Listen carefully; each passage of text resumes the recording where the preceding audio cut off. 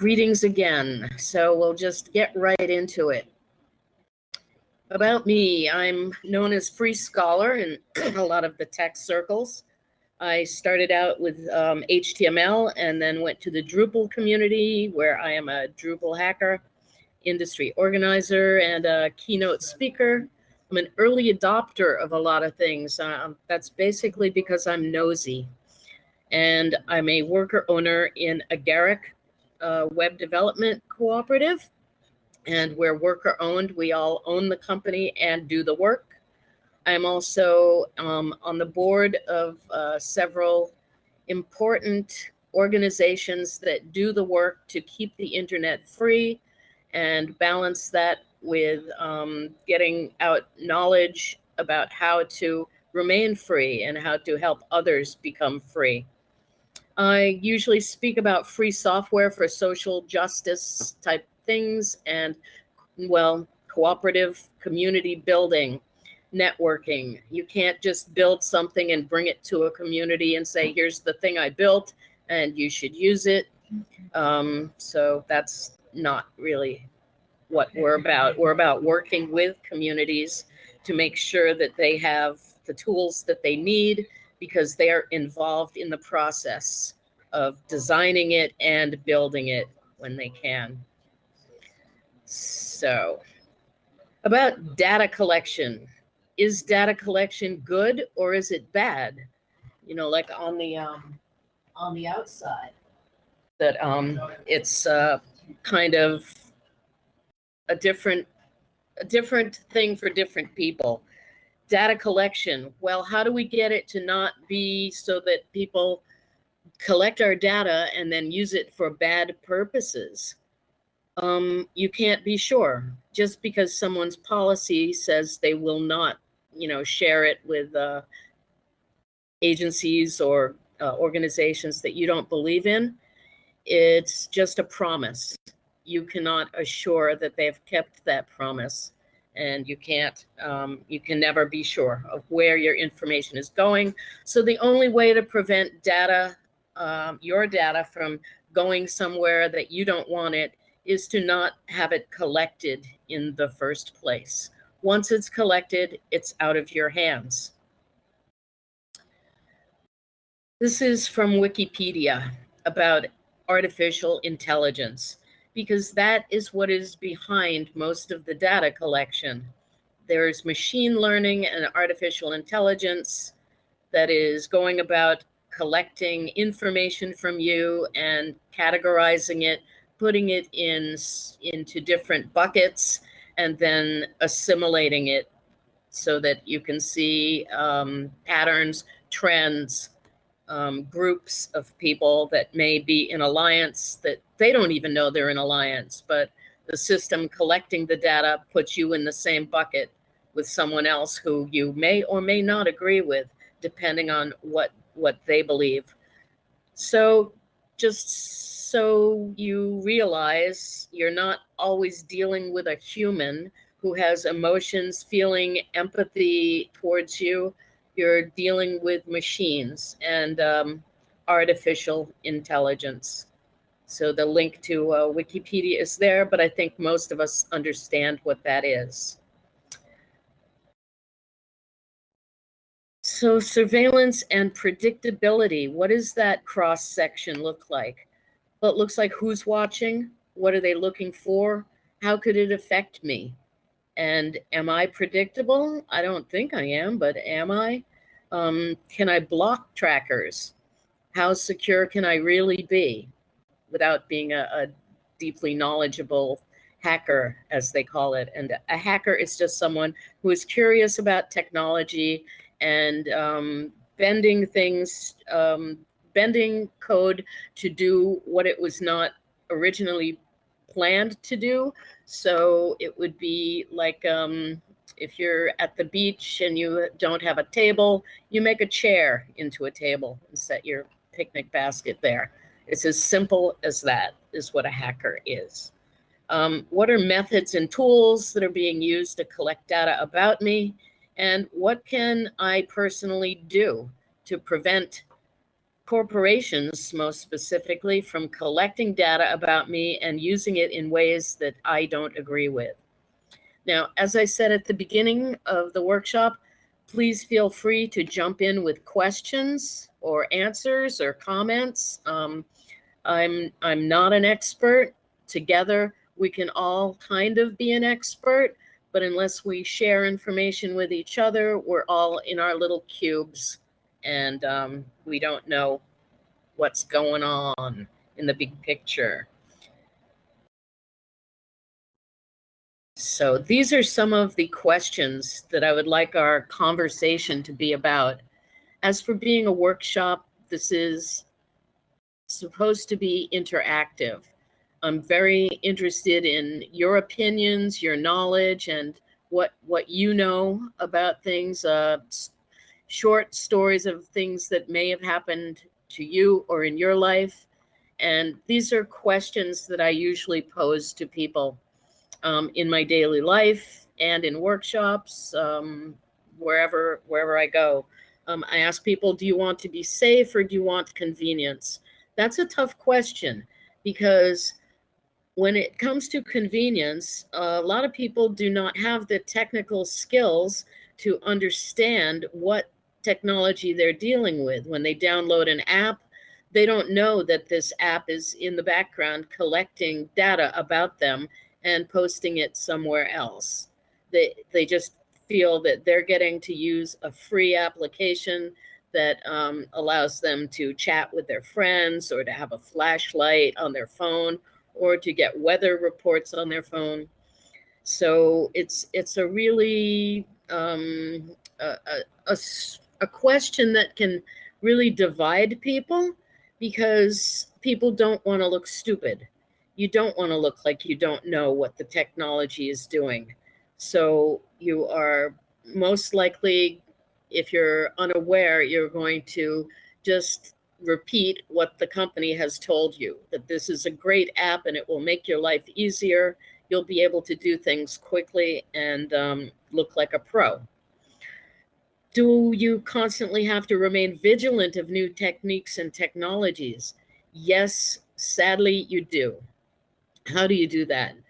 Well, if you're not technical, and as I call it, if you're organic, and there are plenty of organic people that use technology, it is really imperative that you form alliances with people who are technical and who do know about what software is doing in the background.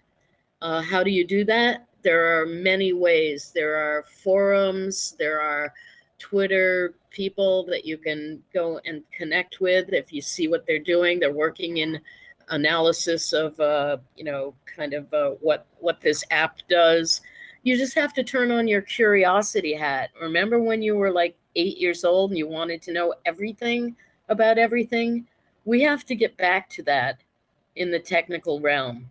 We have now entered a place where I said everyone is not wanting to look stupid, so there are less questions being asked. Please ask questions. I think getting an answer and figuring out things is much more important than looking stupid to someone or to a group. And in this age, there are many groups, technical groups, that will welcome you and not make you feel stupid. Specifically, I found the Drupal community to be one of those. Drupal.org. Drupal is free software. A lot of websites are built with it. It has a very welcoming attitude in their community to new people who don't know anything. Should you discuss security freely with others?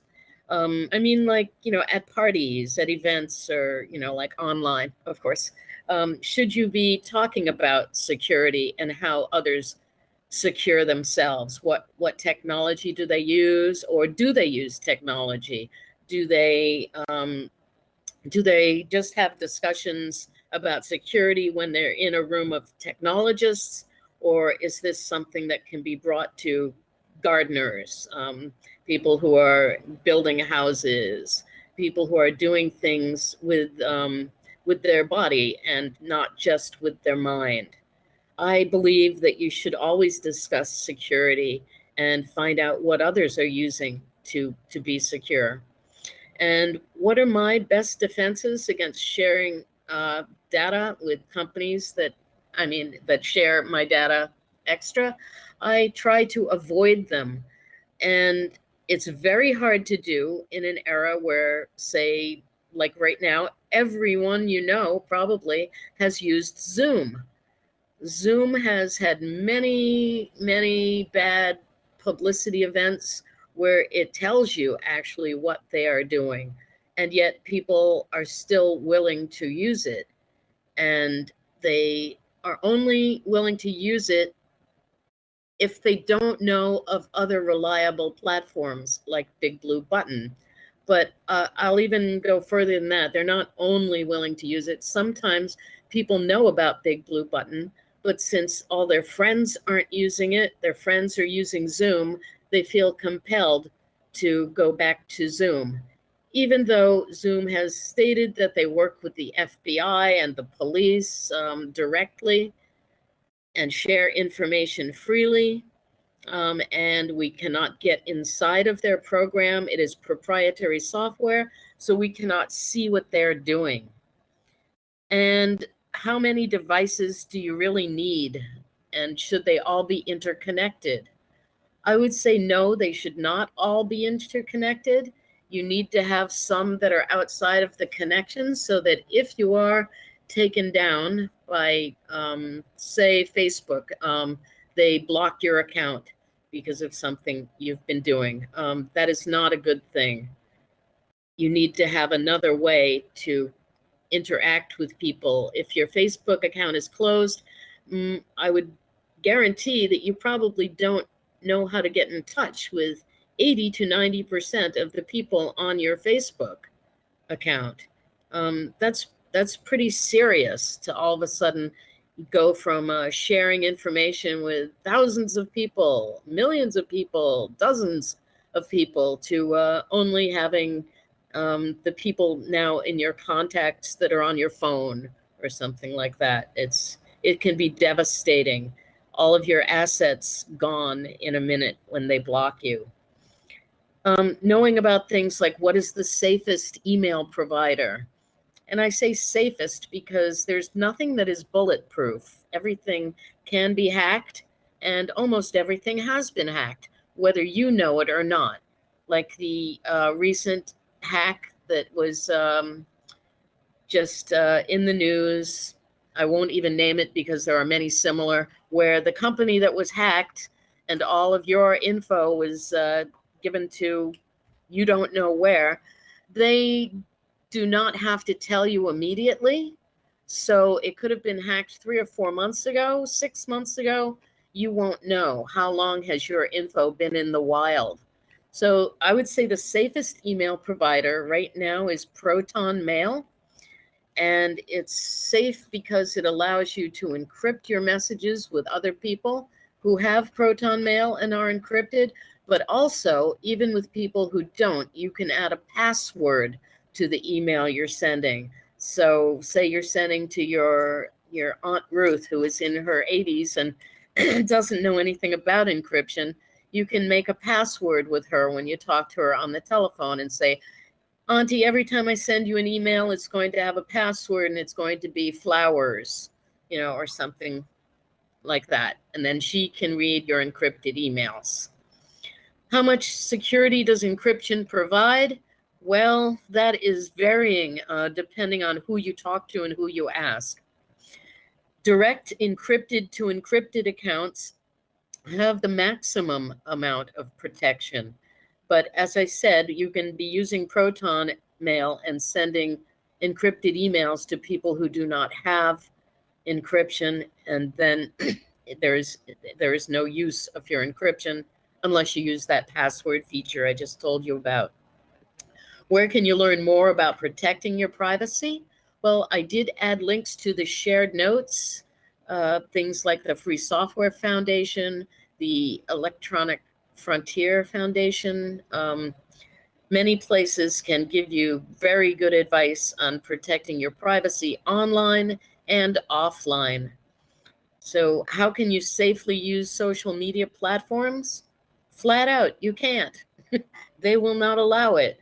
You cannot be safe on a social media platform, just period. And what if my friends are insecure and do not protect themselves? Well, by not protecting themselves, they're not protecting you. Such as using Tor, the Tor program or Tor browser and Tor nodes. You can use Tor, but if you cannot drag someone like your aunt to use Tor, you can educate people slowly and not become a pain that they, just block. And I say be gentle, be kind, and be slow. Because behind a lot of the non-adoption of protective features is a fear of looking stupid. That's what I've found in most of my research. People are very afraid to look unknowledgeable. So with the Tor program, yeah, it has some holes and weaknesses, but the more people that use Tor, the more it protects us because it's kind of like a needle in a haystack. If there's millions and millions of people using Tor, going through it to find someone's exit node or to find out, what they're doing is easier if there are less people. So the more people on it, the more secure it is. And how can you share information without being a threat? That goes back to people not wanting to look stupid, everyone wanting to look knowledgeable. So I say be kind, be considerate, and little by little, don't berate people for using things like Zoom or Google or giving up their data. Just kind of friendly, let them know that this is something that they should take a deeper look at and offer to help them little by little, one thing at a time. And how are people that are not technical able to stay safe? Well, they're not, but what I just said applies to that. Why is it hard to raise awareness on surveillance policies of corporations when just about every day there is a news item about a breach of data where millions of credit card infos, names, addresses, people are being doxxed by corporations daily. And although they seem not to care, I do believe they care. They just are not knowledgeable. So I can't say it too much. Be kind, be patient, and be aware that people can only absorb so much information at one time. That brings me to the Ring doorbell system.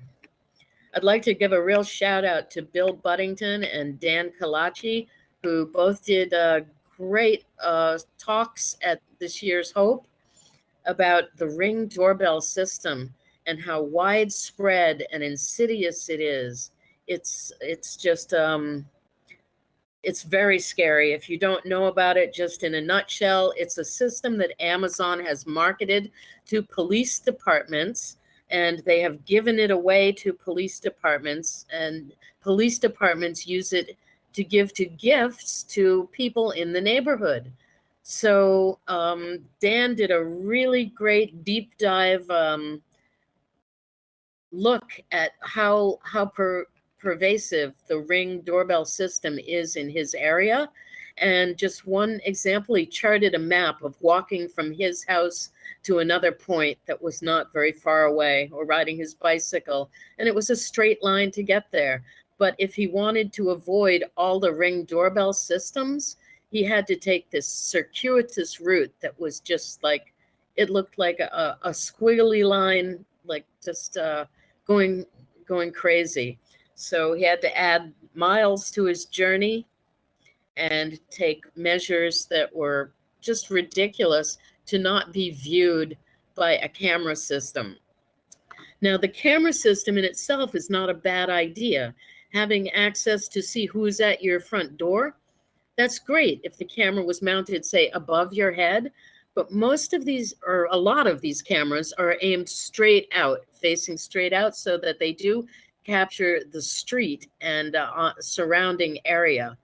You can set it to catch a certain amount of feet in front of your house, but a lot of people, as I said, aren't technical and leave it at the default.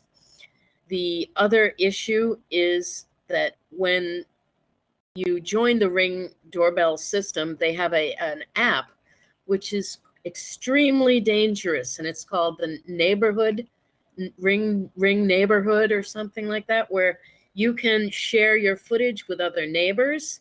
You can opt to share your footage with police, or like most good citizens with Ring, you can opt to just have this on your private home network where only you have access to the recordings that the doorbell has made. What happens when people use the neighborhood app is kind of like a social engineering experiment, and it allows you to talk with your neighbors, but about things going on or things you've captured on your doorbell, things you've seen. The really bad point is that you can share this with the police, and in effect, it coaches you to mark people as suspicious. You have a little interface where you can view someone on your Ring system, and if you don't know them or whatever, you mark them as suspicious. This is turning out to be devastating for minorities, most of all, people who don't live in the community but may have to pass through it to work. One of the things Dan Kalachi presented was in some areas they have, well, in a lot of areas in the US, there are districts that have their own police department and their own facilities for the public. And sometimes you don't know it, but just to go a few miles from your house, you could be crossing through 5, 6, 7, 8 districts, which all have their own police departments and regulations and ordinances. This means that you could be stopped 10 different times on the way to your job by different police departments. These are things people don't really know, understand, or correlate with why is this bad. So I would say take a look at Ring doorbells. There's plenty of information. The recordings of Bill Buddington and Dan Kalachi would be one place I would start. There's some great info on there about how you and your neighborhood are being compromised by these things. My last workshop, I did a homework assignment, and I'm just wondering if anyone took me up on the challenge to take a look at Silver Push, which is, from what I can tell, a company that listens and monitors to your phone conversations and then aggregates that with things you might buy, things they can sell you. So it's like an advanced deep advertising corporation, but it's much more than that. I'm wondering if anyone looked into Silver Push and maybe has some feedback on it. So here's a little poll. Were you able to look at Silver Push? And I'm seeing that no one has so far. This company works with mostly with government agencies, entertainment agencies, or corporations, and things like that to find out what type of ads to push at you. So here are the polling results. And no one looked at it. I would like to ask anyone here now, please, when you get offline or off the chat, Please take a look at Silverpush. It affects us all. And it's what I've read about it. It seems very scary, scarier than most things, because it's aggregating a lot more details about your life. One of the little scenarios I usually tell people is when they say, I have nothing to hide, I ask them for all their passwords and for their banking login info. And no one has given that so far. Another thing to make it real to people is that these companies that collect our data, they do it to sell it to other companies or to individuals. Anyone that wants it can buy their data. So you're working at a large corporation. You're a young woman, 20, 25 years old. You stop at a pharmacy on the way home, and just for giggles, you buy a pregnancy test. You may or may not be pregnant. You may just be interested in, what does this test look like? What does it do? Well, if your corporation that you work for buys data, they may be privy to the fact that you bought this pregnancy test, and you may be fired on some other pretense by the next morning. This actually happened to someone that I know. And it wasn't a pregnancy test they bought. I won't go into details, but this is the type of thing that is happening, and you don't have a way to look in and find out if it's happening. The only way my friend found out was that she knew someone in HR that verified that the reason that she was fired was bogus. So that's a danger area. I'd like to offer some resources. These are in the shared notes as links. First one is to my cooperative's website, where we've listed some resources from a keynote I did on artificial surveillance, artificial intelligence, and what they're able to do and look at Boston University. The other link is to my personal site, freescholar.net, where I don't have time to really organize it that well, but I'm just putting up the links I can find to things that are disturbing about our privacy and security. One of my main sources there is a website and a group called The Digital Fourth. And I'm a member. We are really concerned with maintaining our Fourth Amendment rights to not be searched and seized at every step of the way. The next link here is, it's something that kept me up at night, and I'm a pretty sound sleeper. William Barr, the U.S. Attorney General, has put together a plan to, oh boy, how do you even say it? To find out if you are mentally ill on a predictive basis. Can he predict your future mental illness?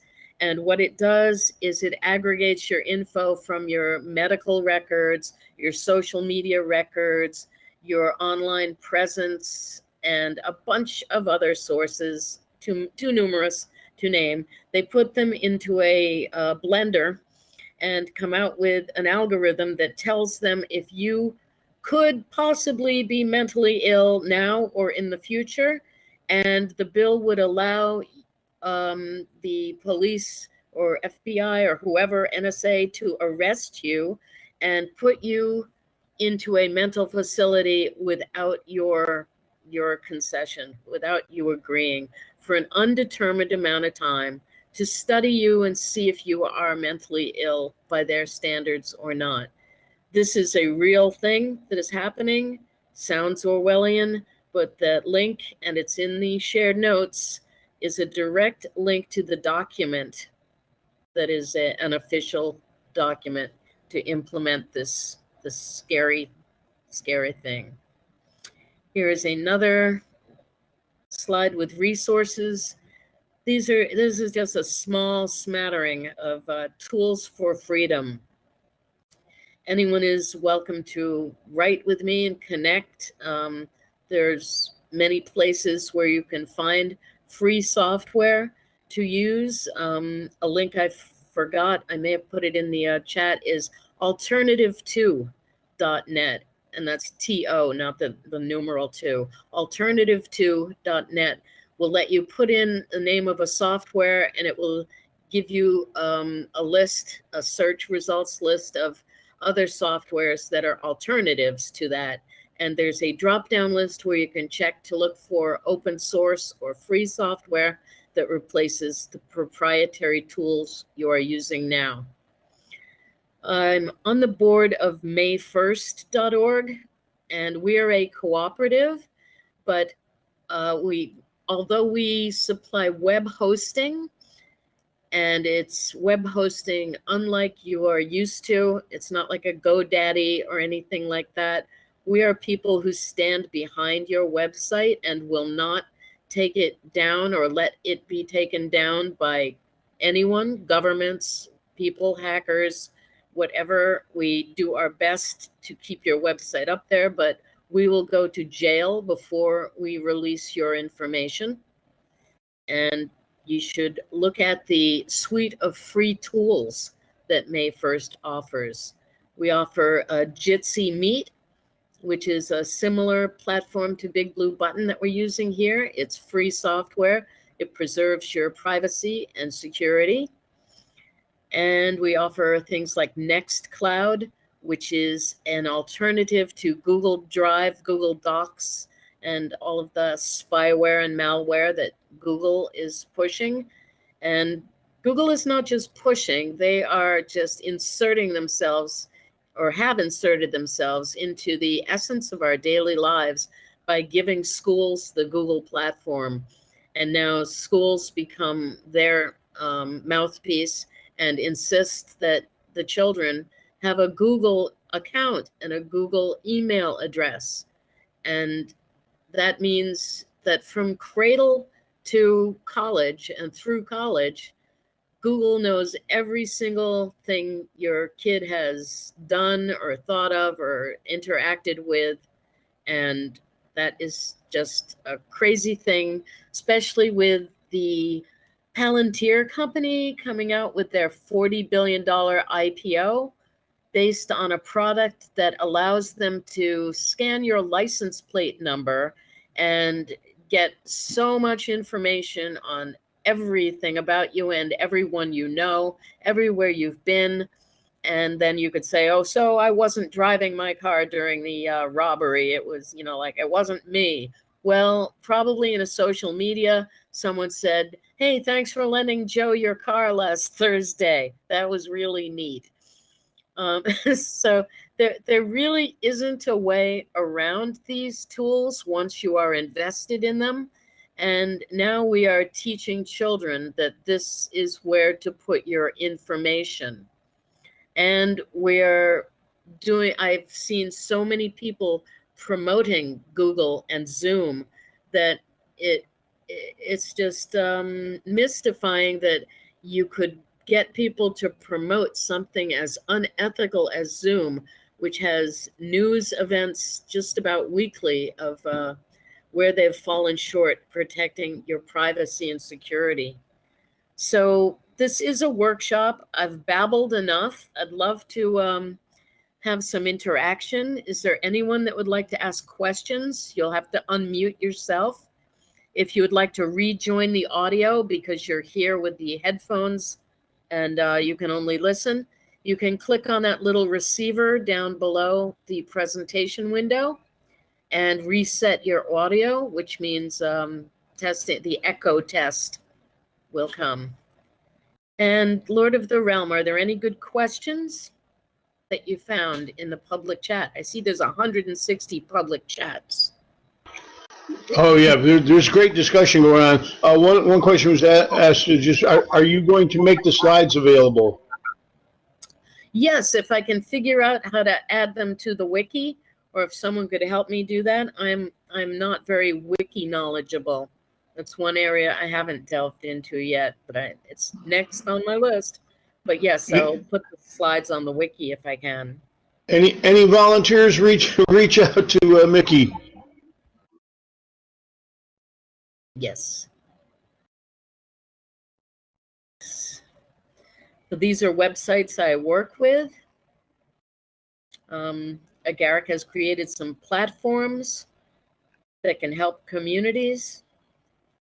Like our Find It program is a program and resource locator so that you could find something for your 5-year-old kid to do on Thursdays in a certain area with, that supplies food or, any type of a deep advanced search that you would want to do to be able to find something. And it's free software. We built it in the open. It's on GitLab, and GitHub is where Utopia is, but GitLab is where the Find It locator is. You can take it and repurpose it for your own needs. Right now, we are working to repurpose it as an immigrant navigator. Hey, Mickey, Yes. let me just bring up something real quick. Somebody mentioned here, they said they've been able to download slides from the big blue button via a link along the bottom left of the screen share. Okay. And that I am not seeing. So let me clarify. I have seen it with other presenters that they're able to share their slides such that on the viewing side, a little full, the line underneath it, common in like Chromium browsers, for instance. But yeah, I don't know how to share it. Somebody says the presenter has to enable it. So, Mickey, there might be a way that you can enable that. Okay, I do not see any links where I could enable that. I see the actions button, but like on mine, it only says take presenter, but yours might have something else. No, I don't. I have start a poll or upload a presentation, which is the presentation you're seeing now. It's under the kebab menu. It's the 3 dots vertically. I see. Okay, and no, I see nothing there. Okay, yeah, I just figured I'd ask. That is, yeah. I'm sorry, that is not in my window. I wish it was. It would be so dang easy. But as I said, I will upload them to the wiki, and they should be available there within a few hours.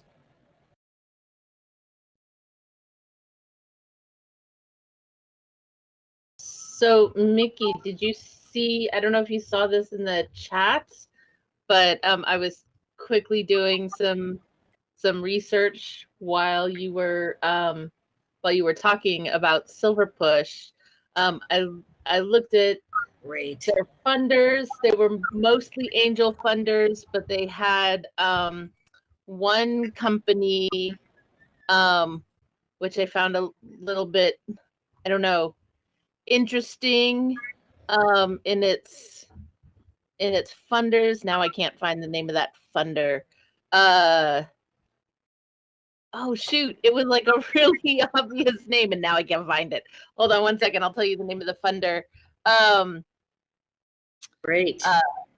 But anyway, Freak Out Holdings. Freak Out Holdings is one of their funders. The others, I didn't see anything that was like, this is obviously the CIA or this is obviously some other government. Right. But something that really kind of freaked me out, which you probably already knew, and I put in the chat, was that they're actually using ultrasonic beacons in their apps. Like, there you go. What? Yes. So this reminds me of something else. I don't know if anybody has been keeping track of the election campaign apps. Both Biden and Trump have election campaign apps that ask you for permission to read your contacts. But the Trump campaign requests lots of different permissions. And one of the permissions that they request is your Bluetooth permissions. So they're working with a company that has Bluetooth beacons all over the place. And their app actually pings those Bluetooth beacons when you come close to them so that they can track additional information about you. I don't understand, honestly, why having a Bluetooth beacon is more useful to them than having just the location data. The only thing that I can think is that those Bluetooth beacons are doing something more than just tracking your location, like possibly, getting some other information off your phone or attempting to send some information to your phone. Though I honestly, without actually going out and finding one of those beacons, I cannot figure out what that could be or how that could be worked. And I haven't found any data about that. So, yeah, weirdness. Yes, that's the ping, the beacon thing is just amazing. But I could see with the Bluetooth info, they might find other devices that your Bluetooth is connected to that are doing other things. It might be connected to your phone and your TV or other accessories that you use in your house. Do you have a Bluetooth refrigerator? Maybe they're seeing how much yogurt you really eat. I doubt it. But that is just very, very frightening that they use a beacon to ping audio. And what is that for? I guess it's to tell if you're sitting at your computer or not. That could be one reason. So I just posted a link in the chat, a place that's trying to encourage beacon use, I guess. That's all about different ways you can use beacons in marketing. Yes, the beacon marketing. Thank you very much, Leisha. That is an excellent thing. Yeah, as NanoP says, part is to tell that what TV you're watching and what you are watching on TV. And PH, you are correct. It's an era of yogurt surveillance. How much yoga do you eat every week? And what is too much? And if you call it yogurt. It's the yogurt, right? So someone asked, how has Jitsi been for people lately? I find it's okay for very small meetings. I've found that some people find it excellent and some people find it unusable. It's got a very wide-ranging scale. I do use it with a few groups that I meet with, and it works perfectly well, perfectly fine. If anyone else has any feedback on how Jitsi's working for them, jump in and say it, or leave a note in the shared public chat. So my experience with Jitsi Meets has been that it has really improved over the last, I'd say, 3 years. Whereas 3 years ago, it was pretty problematic with lots of dropouts and sound problems. Currently, I haven't been having problems with anybody in the US or Europe. Although when I'm having Jitsi conversations with people in India or in some parts of Latin America, it gets funky. And I'm not sure if that's because they're too far or they don't have good connections to where the Jitsi servers are, or if the problem is something about local firewall setups, governmental firewall. Yes. And as usual, the server that whatever you're using is hosted on is paramount to your experience, just as it is the devices that you are using. the strength of your internet, your speed and bandwidth can definitely mess with things like Jitsi.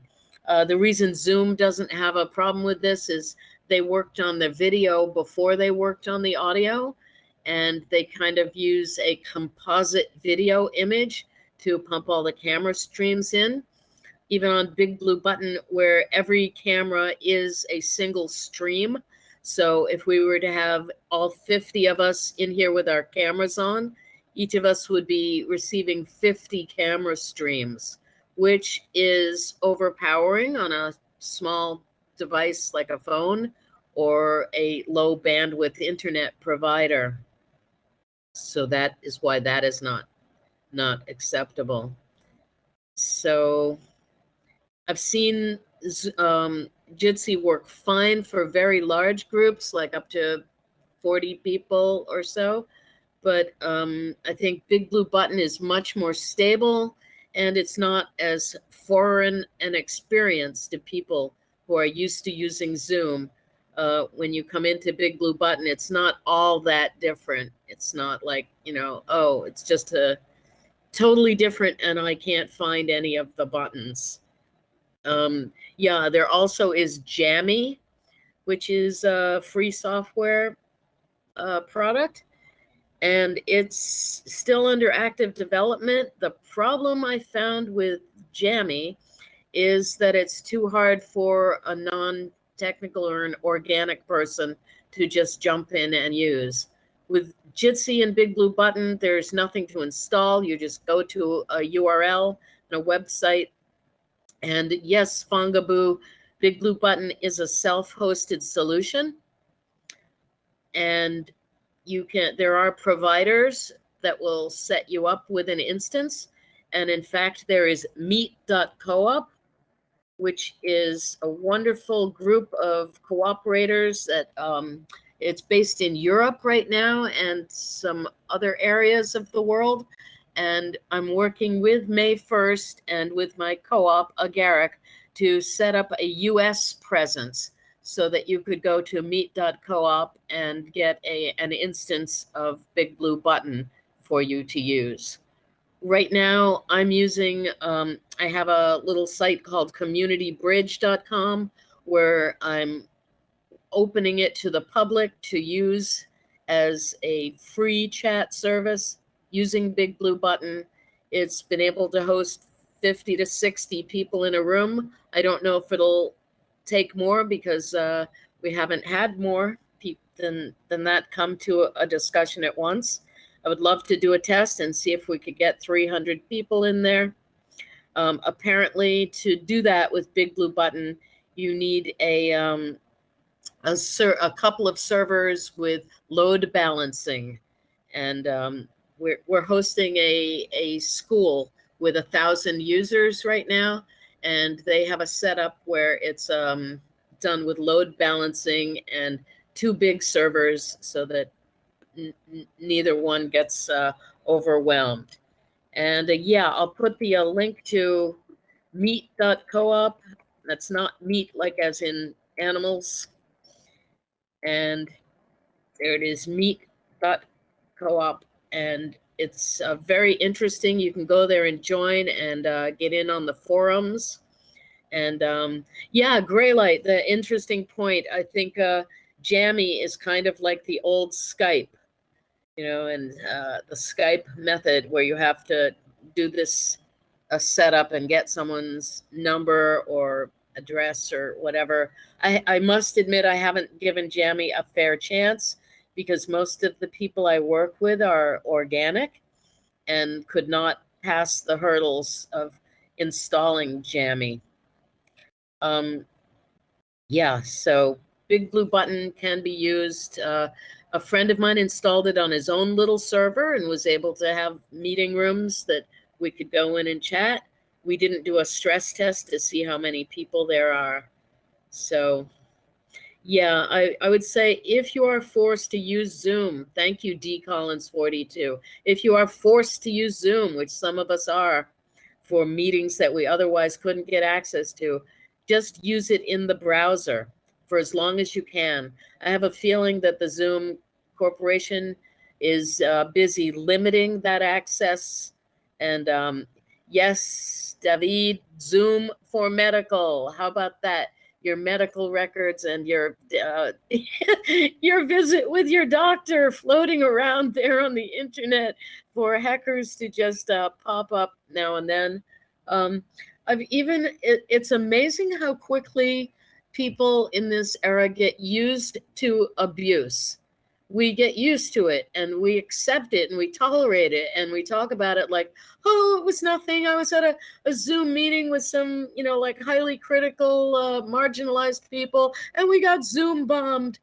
Somebody came in and showed pornography and stuff like that, and we just figured out how to block them.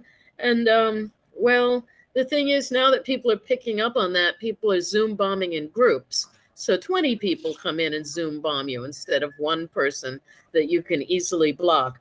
How will people be dealing with that?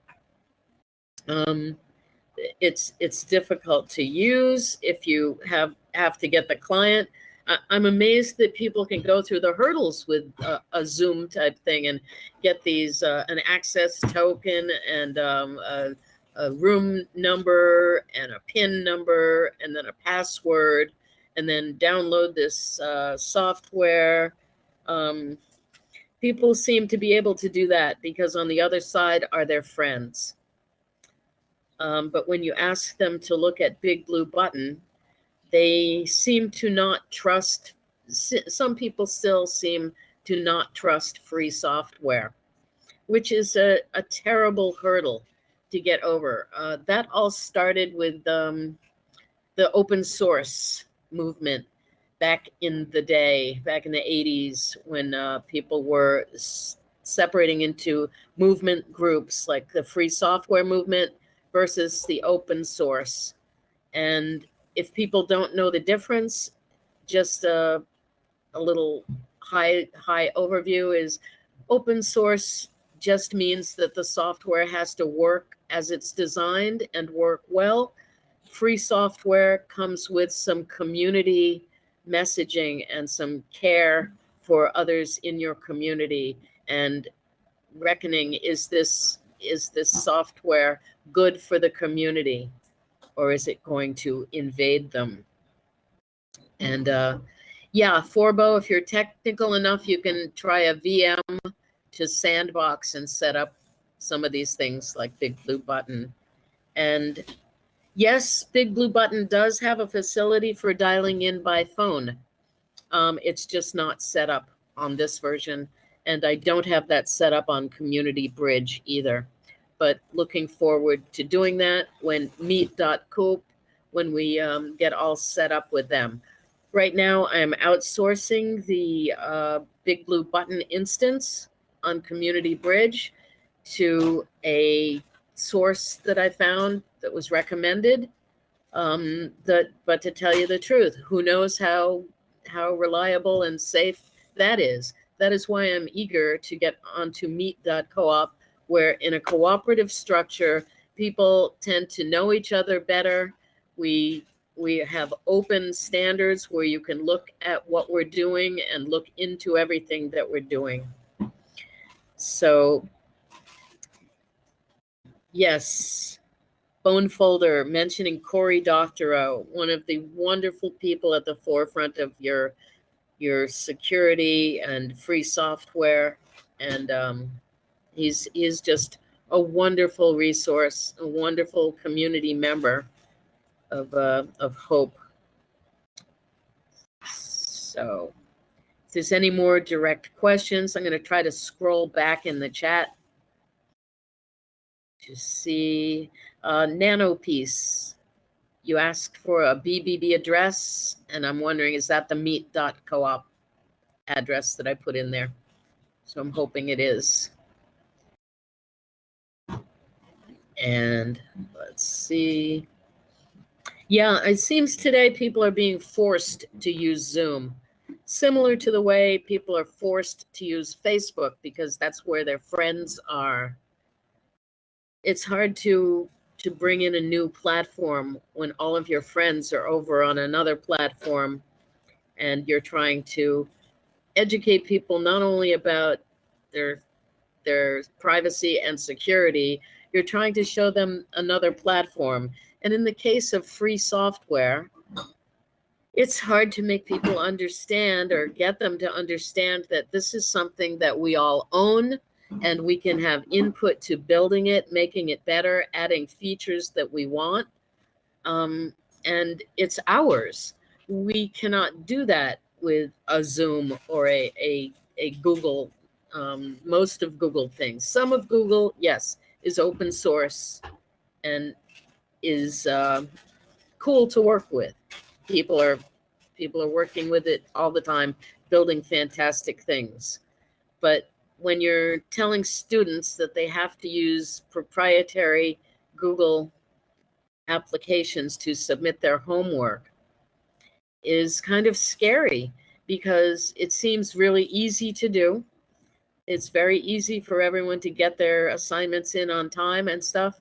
But a lot of teachers, especially, are not able to understand what is underneath that layer, and that Google is kind of part of, well, not kind of, it is part of the pipeline from school to prison. Anything you put on there will be held against you. It's kind of like you can't plead the fifth if you're using Google because all your answers are already up there.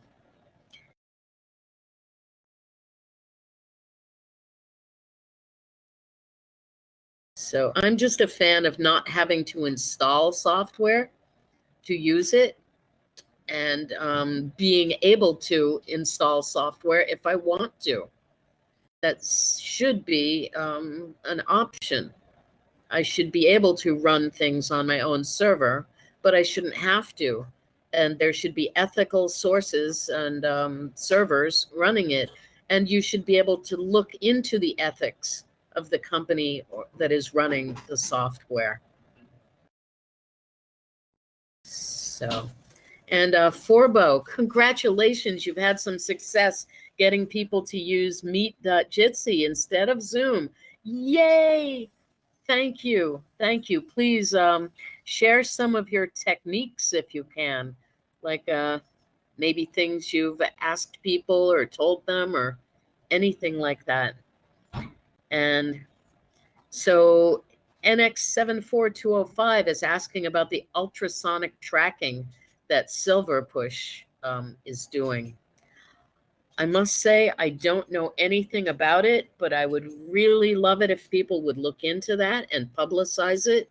If you don't have a site to publicize it on, please write to me. I will put it on my freescholar.net site and make sure people get to it.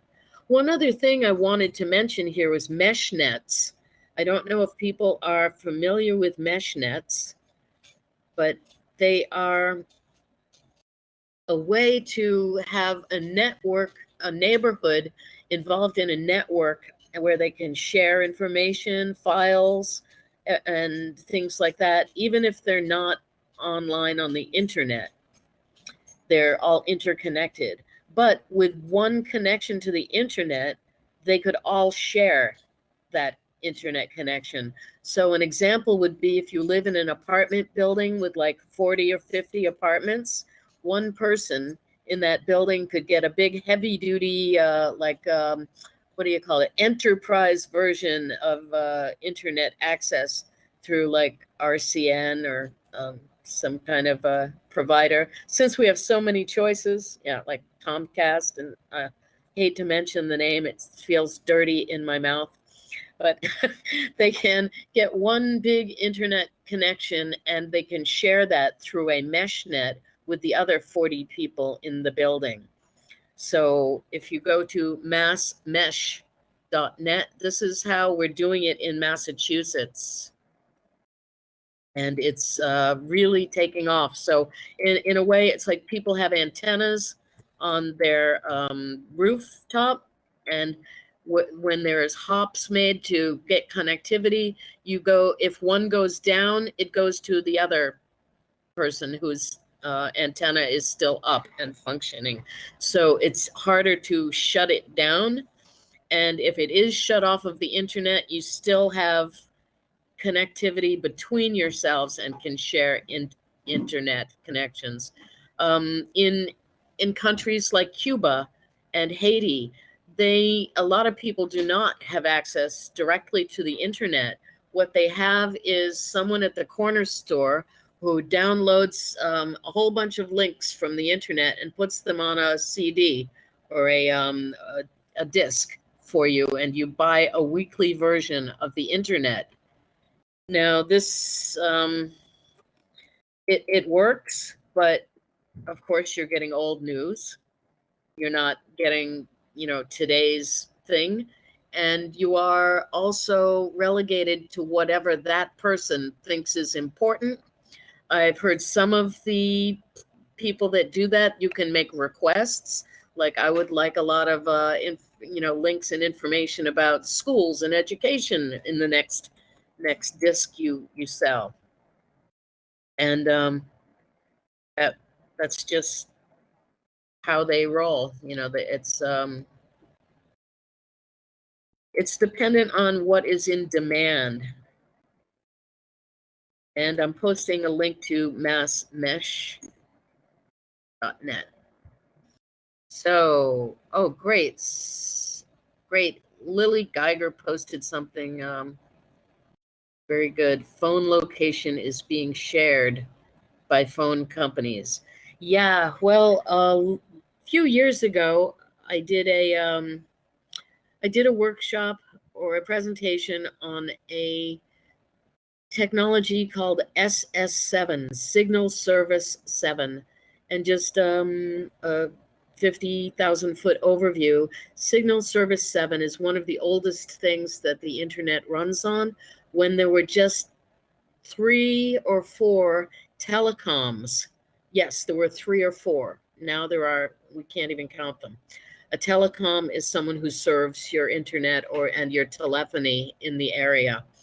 When there were just 3 or 4 of them, they needed a very quick and direct route to share customer profiles so that when customers were traveling, they could still get their access, and the new provider would get the information on who they were. It has like your IMED, all that hacker stuff in there, along with your name and address and all the details that you would give to your internet service provider.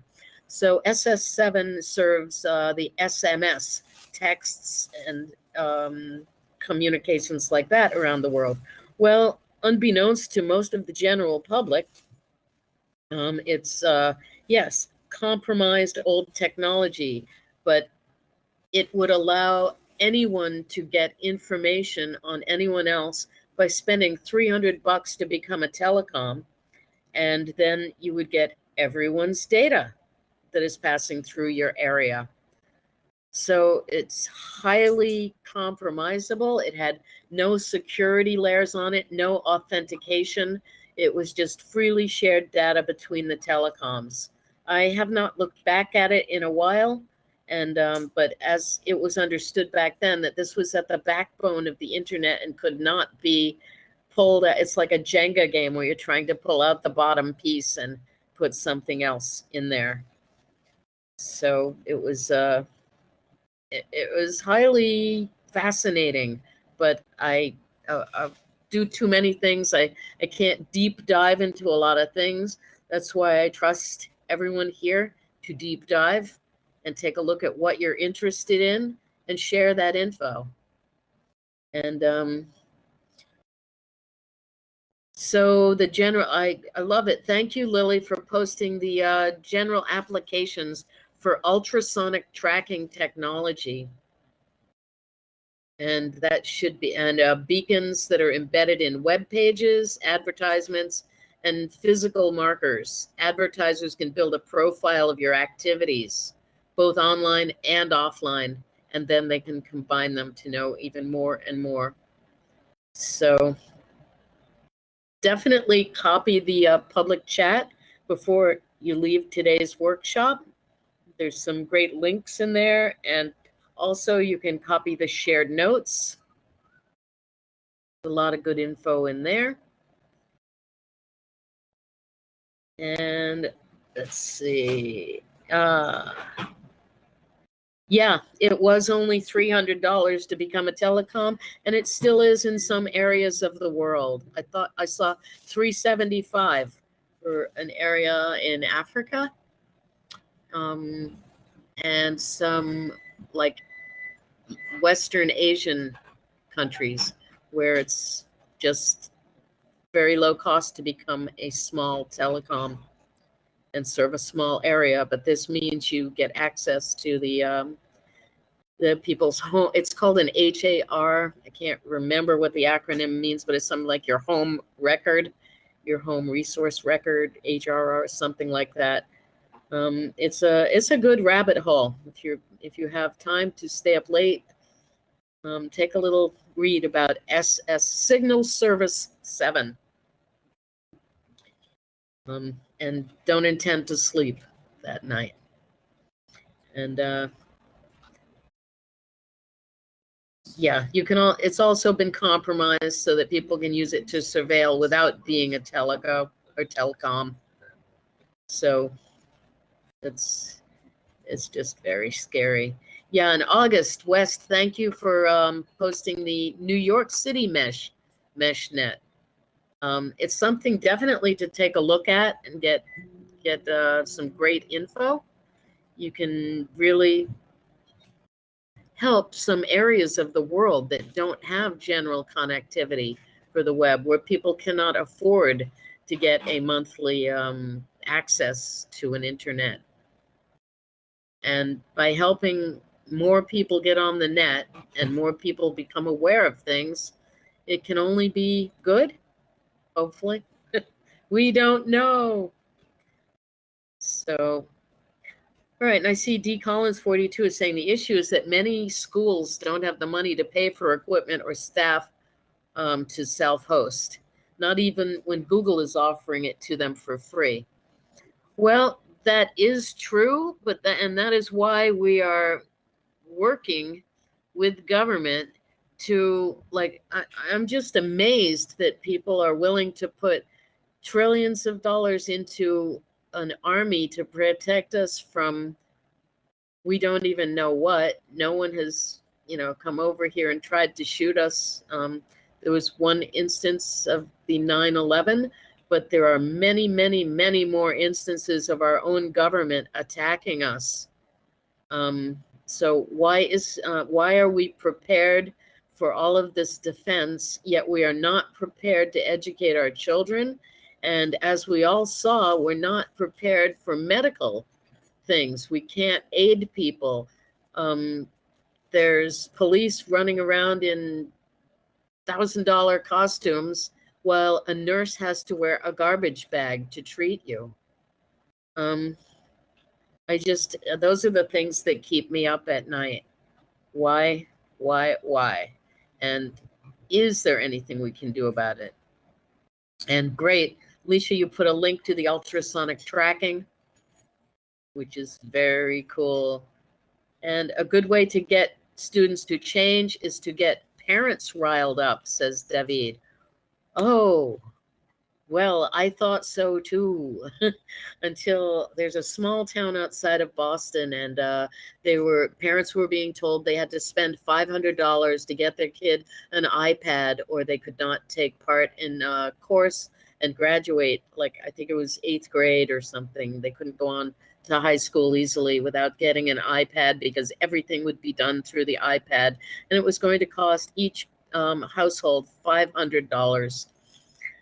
Well, we wrote a letter to the op-ed. Actually, one of my good friends did, who does a lot of work discovering these inequities and things that are forced on people that we rarely hear about. Who would know? $500? I don't know that the whole town has to pay that. Well, he wrote a letter to the op-ed about free software and how kids should be being taught about free software, and free software should be being used in schools instead of iPads. Well, the outrage and acrimony that was thrown back at him was amazing. There were parents writing things like, "Who do you think you are? My kid doesn't need to know about a computer. They need to learn math and English and writing. They should be able to do that without looking in their computers." And they actually said, "Apple knows what is good for my 9-year-old son, so bug off." I just thought that was terrible. There a way to educate parents? And once again, that comes back to the being kind and considerate, compassionate, and patience, because I have a feeling that this parent is living in fear of his child, student, learning and knowing more than him and being able to ask him questions that he can't answer. That seems he seems to be able to put Apple in the role of daddy and is good with that, and that lets him off of a big learning curve hook. Whereas to get parents riled up, David or anyone, if you have any ways to think of that, to get parents riled up, to get teachers riled up, to get local boards and councils that feed money into the school system. How do we get to them? And PH asks a great question. Does anybody have any thoughts on patterns of adoption of new surveilling technologies? I'm thinking of how young people, however you want to define that, well, probably under 18 when they're in school, took very quickly to Venmo, to the point where even if you didn't really want to use it, it became nearly unavoidable. Well, that probably goes back to those beacons, figuring out what you want and how you want it. Anyone have any good input on that? Any thoughts on patterns of adoption and how they could be disrupted with helping people to adopt free software? Is it all in the advertising budget? Did somebody reach the cool kids? There's a great documentary made quite a while ago called "The Merchants of Cool" by Douglas Rushkoff. And Merchants of Cool is how the advertising industry kind of broke people into categories, put them in boxes, and was able to advertise more easily to them and make them adopt things that they say were cool. So you show a bunch of kids wearing this certain shirt or style, and then other kids think, "Oh, that's pretty cool." I don't know. And I'll put, I don't have a link right offhand, but you can look it up. It's called The Merchants of Cool, and it's by Rushkoff. It should be available on most online video platforms. And it was made quite many years ago. Yeah, Lord of the Realm, you're cool. Lead by example. Yes. It's hard to try to tell everybody, this is a bad idea, let's not use this. Yeah, a better tactic is to say, hey, this is cool. Big Blue Button is really cool. It lets you do this and it lets you do that. So that's the next phase of my working on my freescholar.net website, the positive pages, how to use something really exciting and new, and why it's cool, why it's great to use this. So let's see. Yeah, Lily says our relationship with big technology and government is exploitative. It's completely exploitative. But if you've noticed, we're a nation and a world of people that have kind of been totally dumbed down as to, oh, you're not smart enough to handle this, we'll handle this. You don't have any knowledge to look behind this software, so we'll just tell you what is good to use and you'll use it. And many people have adopted that position. They've accepted the fact that they're stupid and can never learn and will just go by what's recommended and use the government, soup or whatever. They'll adopt it because it's so much easier to just do something than to have a chore like how to investigate. Is this good or is this bad? Am I looking in the right place? Do I know? Well, get in groups. Try this with your friends. Talk about things instead of talking about the football game or, what was on the TV last night. Try talking about some real things. Like I find it hard to bring some of these things up at gatherings that are entertainment gatherings because people think it's work. And a lot of people don't feel equipped to do the looking behind the software and seeing if it is like good for you or if it's at its core is a black box where you cannot look into it.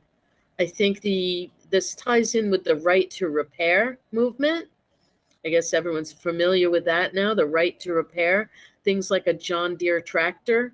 People can't even repair their own John Deere tractors now because it's all, it's all like in a blob inside of there. You can't even get into the software to see what they're looking at and using. So I think it's appropriate to fight back, even if you don't know enough. I'm sure you know other people who do know something, and if they don't, they know people who know something. So try to form groups where you can discuss highly technical things in a very mundane way, like just starting with, is it good for my child to be using Zoom when I've heard that people can Zoom bomb it, or that the Zoom sessions are left open sometimes, floating around on the internet for anyone with the knowledge to gain access to them? Could someone be looking at your private doctor's appointment session right now? They could, but you don't know. Why is it safe to even allow them to use that? Should we be able to say no to our doctors, where it looks like the only way you could say no is that the doctor will say, fine, get another doctor, and that other doctor's probably using Zoom too. So if you have any questions or comments,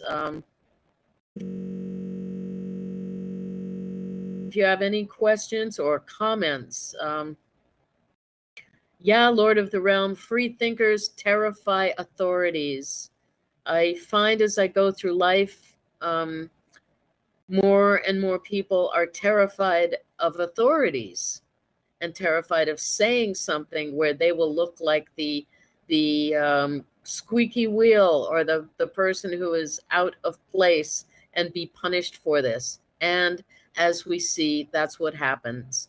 Look at Colonel Vindeman doing exactly what a soldier is supposed to do. And what does he get? Punished. We're in an era where people get punished for doing things that open society and make it a more free place. And people seemingly, and maybe not always, maybe it just seems that way on the surface, sometimes you dig deeper, people get awarded for doing things that hold people back. And it's under the guise usually of moderation, or we have to look at this before we can use this. And I just don't know what to think of it. We have no mechanism yet to respond to our governments, and they would like to keep it that way. The only way we will have a mechanism is with free software. There is a plethora of free software out there. I suggest if you're interested, you get into an area and do some digging, find out what it is that is at your, like heart, what you love to work with. There is a wonderful software called Polis. I'm posting a link to it now. It's a way to look at voting or alignment of groups by putting pins on a map and showing what you're aligned with just by making average statements. And so it can be anonymous. And just so like you say, I like having organic seeds where I don't have to go and buy the fruit from the store all the time. I can grow the fruit. So that would be like a statement, and you would see how in a line you are with other people who have made similar statements. So thank you guys for coming. Thanks for sharing all of the questions and info. Be sure to save the public chat. The 3 dots above it will allow you to save it and use it there's plenty of links in there that you can use. There's plenty of information, some good questions. Maybe if you can answer them, that would be great. You can respond to them. There's my contact info if you'd like to reach out to me. I'm not on all the social media things, but on enough of them so that you could probably find me in Mastodon, or I do have a Twitter account that I post and read some great links from other people. In here, you can share. The shared notes has a lot of great info in it. You can export it to HTML or a PDF using those 2 horizontal arrows and save all the information to your hard drive, which hopefully is safe. Thank Quick you so much. question. Sure. Would you like me to add these shared notes to the wiki page for this workshop along with the slides? That would be wonderful. Okay, I will do that. And you have my email. You can just pop me the Yes. slides and I'll pop them up. Thank you so much, It- Leisha. And don't forget to stop the recording now. I will not forget that, because that could just go on into eternity and record other people that don't want to be recorded. No. Thank you, everyone. Stopping the recording now. Bye.